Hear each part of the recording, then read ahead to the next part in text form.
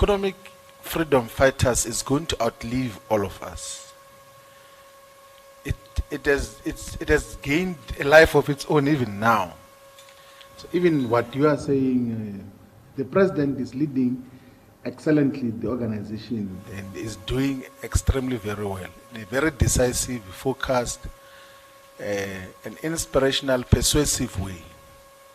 But the organization is growing, like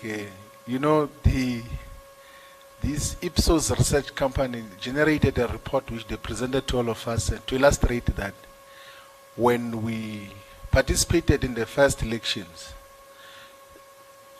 the individual leaders of the EFF, because the organization was still young, were much more popular than the organization. But it is now a different story. The organization has gained a life of its own. Look, in the recent past, this past week, in the University of South Africa, 43,000 students, where we are not involved, none of us here, in the campaigns of the Student Representative Council elections. And 43,000 people voted for the EFF student commands without our participation. So this organization is far, far, far much bigger than all of us as individuals. And that is the organization which we founded 10 years ago, that it's an economic emancipation movement that is not just about its individual leaders. It's not a private organization.